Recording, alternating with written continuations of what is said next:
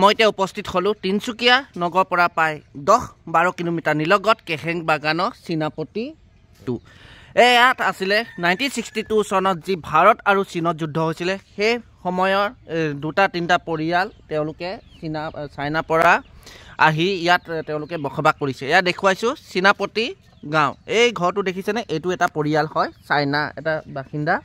আৰু সেই দূৰৰ ফালে এটা আছে, তাতো চাইনা পৰিয়াল এটা আছে। আৰু ইয়াত কেহেং বাগানত কমেও 4-5টা পৰিয়াল আছে বুলি অনুমান কৰা হৈছে। এয়া যেতিয়া 1962 চনত যেতিয়া ভাৰত আৰু চীনত যুদ্ধ হৈছিলে সেই যুদ্ধৰ সময়ত তেওঁলোকে ইয়াত কেহেং বাগানত তেওঁলোকে জীৱিকা বা তেওঁলোকৰ নিজৰ ব্যৱসায় বা তেওঁলোকে চীনৰ পৰা আহি গৈছিলে। এয়া আপোনালোকক দেখুৱাইছোঁ নজনা কথা আজি আমি জানিম। 1962 চনত যেনেকৈ ভাৰত চীনত যুদ্ধ হৈছিলে সেই বিষয়ে আপোনালোকক দেখুৱাম। চীনাপতি দেখুৱাইছোঁ গলিটো চাওক। চীনাপতি তেওঁলোকে নিজৰ 4টা পৰিয়াল বা 5টা পৰিয়াল থকাৰ কাৰণে তেওঁলোকে চীনাপতি গলি হিচাপে তেওঁলোকে নামাকৰণ কৰিছিলে এটা সময়ত। আৰু 1962 চনৰ এয়া আপোনালোকক দেখুৱাইছোঁ, তেওঁলোকে ঘৰটো দেখুৱাইছোঁ, ইয়াৰ চাৰিওফালৰ পৰিৱেশটো দেখুৱাইছোঁ। চাওকচোন, কেহেং বাগানতহে আছে 4-5টা পৰিয়াল যি চীনাপতি বা চাইনা পৰিয়াল বুলি আমি জানিব পাৰিছোঁ। এয়া কেহেং বাগানৰ এয়া চীনাপতি গলিটো আপোনালোকক দেখুৱাইছোঁ, কি সুন্দৰ। এয়া চাওক, আগত এটা ফিল্ড আছে, এয়া চীনাপতি গলি। আৰু ভিতৰৰ ফালৰ এতিয়া প্ৰৱেশ কৰিম। এয়া চাইনাৰ পৰা শাক দেখিছে কি, এইটো বোলে গাহৰিৰ লগতো খাই বৰ ভাল লাগে। এয়া মোৰ এতিয়া হাতত দেখিছে চাইনা যি শাক, চাইনা শাক। এই শাক কাইলান আৰু পাকচু, এয়া দেখিছে কাইলান আৰু পাকচু। এয়া চাওক, খেতি কৰিছে তেওঁলোকে চাইনা। আৰু এই শাকটো বহুত স্বাস্থ্যৰ কাৰণে ভাল আৰু লগতে গাহৰি মাংসৰ লগত খাই বহুত ভাল লাগে, জুতি। এয়া কাইলেন আৰু পাকচু।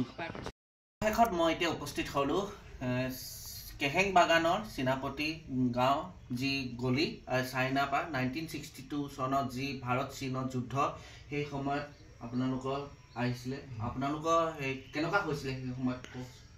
মানে কেনেকুৱা হৈছিলে সেই যুদ্ধ, কেনেকুৱা হৈছিলে, কেনেকৈ আছিলে? যুদ্ধ বুলি নহয়, চবকে মানে প্ৰথম ৰাতিও কেতিয়াবা আহে পুলিচে আহি পেলাই ঘৰে ঘৰে আহি পেলাই কৈ মুৰব্বী কোনজন, দেউতাহঁতক মানে প্ৰথমে মানে লৈ গৈছিল। ক'লৈ লৈ গৈছিল?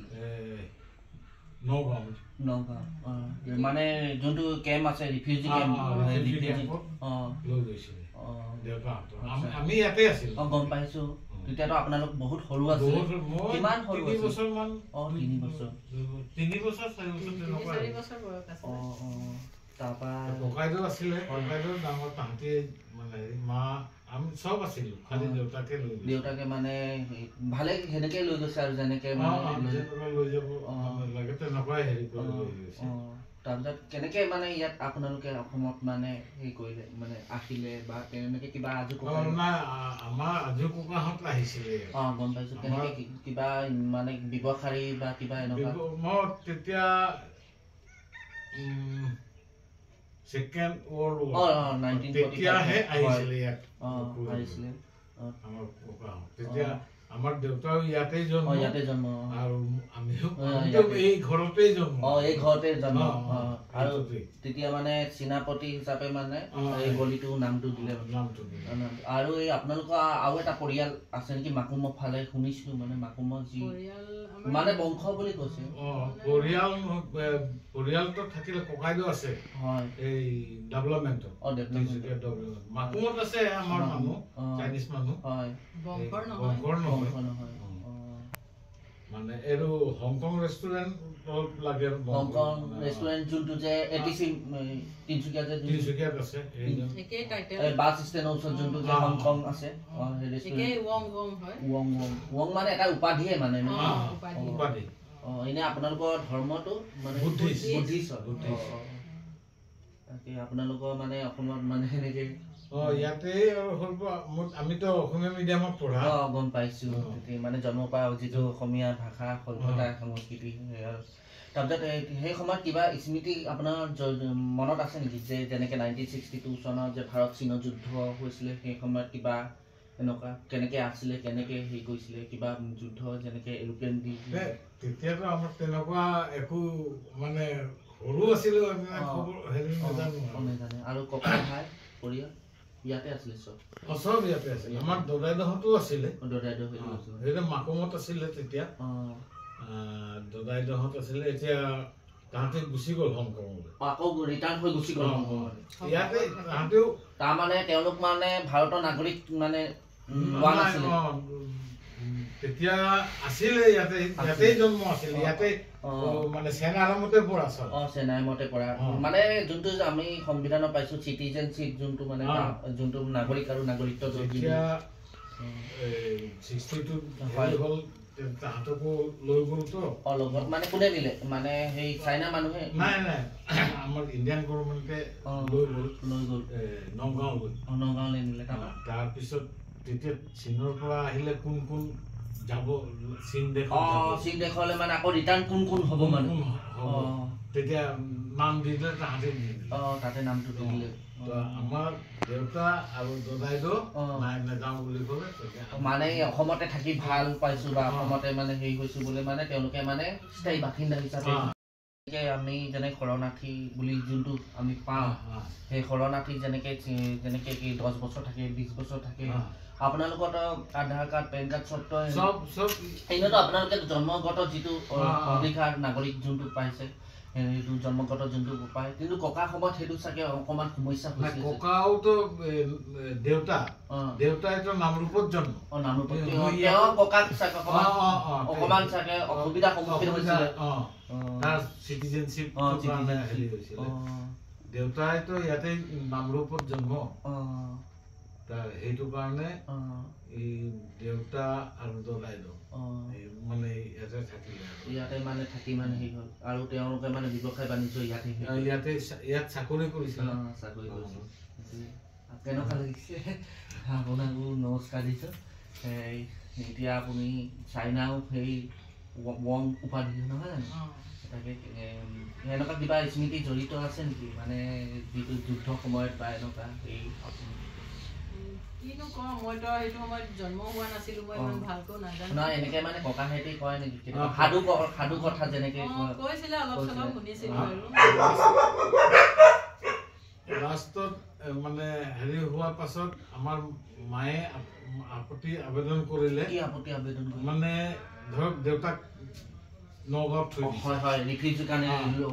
আমি ইয়াত অকলে আমিও যামগে বুলি পৰিয়াল চব মানে সকলো পৰিয়াল মানে নগাঁৱলৈ মানে যোৱা ৰিফিউজি কেম্পত থাকিম বুলি মানে আবেদন হেৰি কৰিছিলে ভাৰত চৰকাৰক হয় নাই তেতিয়া আমাকো লৈ গ'ল তাক কেনেকুৱা ধৰণৰ হেৰি দিছিলে মানে খোৱা বোৱা চব ঠিকে আছিলে মানে হেৰি নাই একো হেৰি নাছিলে আৰু নিজেই দি দিয়া বাচন পানী যিবিলাক আছে নিজেই বনাইছিলে থকা মেলা মানে এতিয়া এনেকুৱা ৰুম ঘৰতো নাথাকিব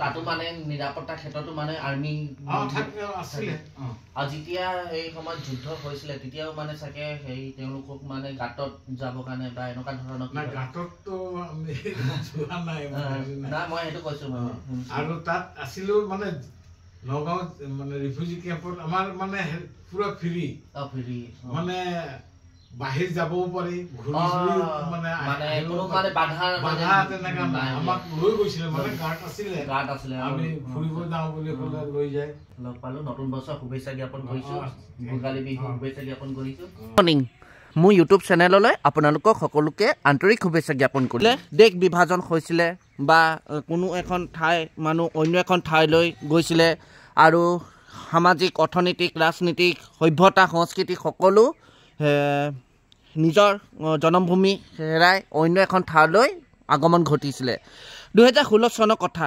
নিউজত দেখিছিলোঁ চাইনা মানুহ ইয়াত বসবাস কৰিছে অসমীয়া সংস্কৃতিক গ্ৰহণ কৰিছে অসমৰ সভ্যতাৰ লগত তেওঁলোক মিলি গৈছে আহকচোন বলক আমি আজি এনেকুৱা এজন ব্যক্তিক লগ পাম যিজন তেওঁ জীৱনৰ কথা তেওঁ চাইনিজ বা চাইনা পৰা কেনেকৈ তেওঁ পৰিয়ালটো এৰি কেনেকৈ অসমত আহিলে, উত্তৰ পূৰ্বাঞ্চললৈ কেনেকৈ তেওঁ আগমন ঘটিলে আৰু সেই সময়ত কেনেকুৱা ধৰণৰ যুদ্ধ হৈছিলে, সকলো বিৱৰণ কথা আপোনালোকৰ আগত সুন্দৰকৈ বিশ্লেষণ কৰিম। এয়া মই এতিয়া উপস্থিত হ'লোঁ তিনিচুকীয়া জিলা তিনিচুকীয়া নগৰৰ পৰা প্ৰায় 9-10 কিলোমিটাৰ নিলগত অৱস্থিত কেহেং বাগানত অৱস্থিত চাইনিজ গলি আৰু চাইনাৰ সেই মেইন লিডাৰজন, যোনজন অসমলৈ আহিছে, অসমীয়া ভাষা শিকিছে, অসমীয়া কৃষ্টি সংস্কৃতি শিকিছে, অসমীয়া সভ্যতা শিকিছে আৰু অসমৰ নিজৰ জন্মভূমি হিচাপে বসবাস কৰিছে। 1962 চনত যেতিয়া ভাৰত আৰু চীনত যুদ্ধ হৈছিলে, সেই স্মৃতি বা 1962 সময়ত কেনেকুৱা যুদ্ধ হৈছিলে সেই মূল ব্যক্তিজন মই এতিয়া লগ পালোঁ আৰু নতুন বছৰ শুভেচ্ছা জ্ঞাপন কৰিছোঁ, লগতে ভোগালী বিহুলৈ শুভেচ্ছা জ্ঞাপন কৰিছোঁ। এয়া মোৰ ওচৰত আছে আইতা। এয়া কওক আপোনাৰ পৰিচয়টো। মোৰ নাম প্ৰমীলা দাস হয়। মই কেহেং নিবাসী হয়। মোৰ বিয়া কেহেঙতে হৈছে। চানমাৰী বাগানৰ পৰা, তিনিচুকীয়া চানমাৰী বাগানৰ পৰা মই ইয়াতে থাকোঁ। সেই 1962 সময়ত আপুনি কওকচোন অকণমান ইতিহাসটো কেনেকুৱা হৈছিলে বা কেনেকুৱা যুদ্ধ হৈছিলে, কি কি হৈছিলে? যুদ্ধৰ কথা বিশেষকৈতো মই নাজানো, যুদ্ধ হৈছিল বুলি আমি শুনিছিলোঁ, গম পাইছোঁ। সেই সময়ত মানুহবোৰে য'ত ত'ত পলা ফুলি দিছিলে।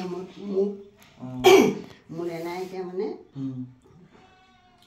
লৈ আহিছিলে ফুৰাবলৈ আনিছিলে, মানে চাইনা পৰা লৈ আনিছিলে? নাই চাইনা পৰা নহয়, এই ওচৰ মা দেউতা ৰঙাগাঁও বাগানত কাম কৰিছিল, সেই তাৰ পৰা মানে লৈ আনিছিলে।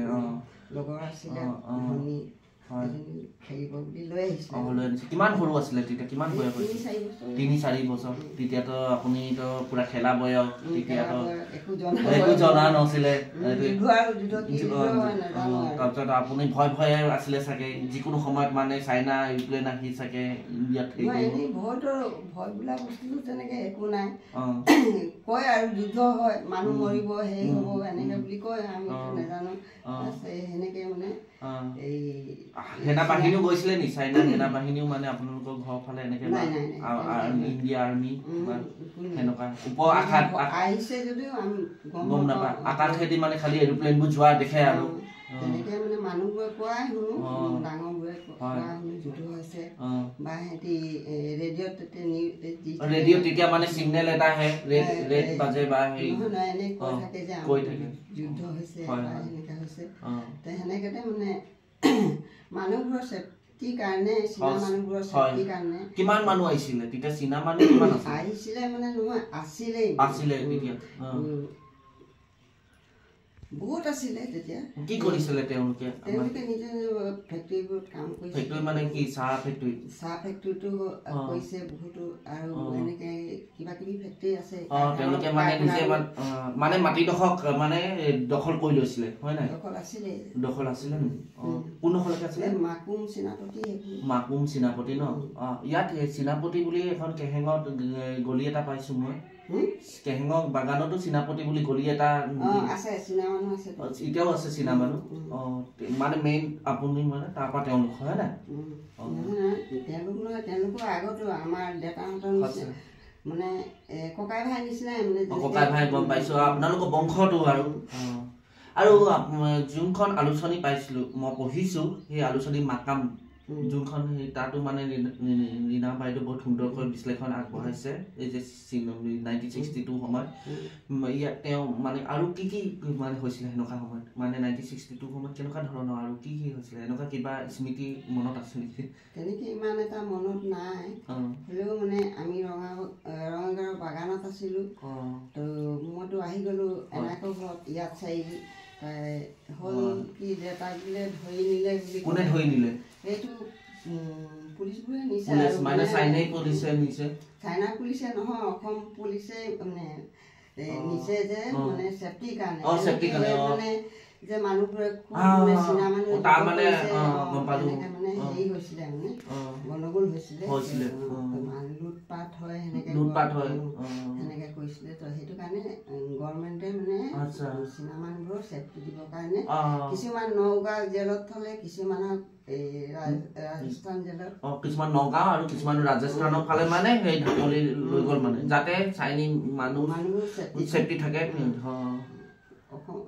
ইণ্ডিয়া গভৰ্ণমেণ্টে ভালে হেৰি দিছিলে ভালে সুবিধা দিছিলে চব দিছিলে কিমান বছৰ জানো আছিলে মই এইটো ক'ব নোৱাৰো মাহীদেউ কেতিয়াবা কয় মানে আমাৰ মাহীদেউ চীনা মানুহৰ লগতে যোৱাটো এতিয়া নাই ঢুকালে কয় যে 3 বছৰ নে 4 বছৰ এনেকে কিবা এটা কয় মাহীদেউ আছিলে নগাঁৱত আছিলে আমাৰ দেউতাহঁত আছিলে দেউতা মাহঁত আছিলে মাটো প্ৰথমতে নিয়া নাছিলে দেউতাকে নিছিলে পাছত মাকো মাতিলে মায়ে ক'লে মোৰ যদি হাজবেণ্ডে ইয়াত নাথাকে মই ইয়াত থাকিনো কি কৰিম সেইকাৰণে মাও গুচি গ'ল তো সেই সময়ত যে মই ইয়াত আছিলো মোক মায়ে নিব নোৱাৰিলে মই থাকি তেতিয়া আপোনাৰ মানে এনাই লগত থাকি গ'ল আৰু আপোনাৰ দাদা ককাই ভাইটি সব তাত গৈ হ'ল আমি তাত মানে সেই চাইনাত আছে চাইনাত হ'ল মানে তাতে হ'ল মানে ইয়াত আমি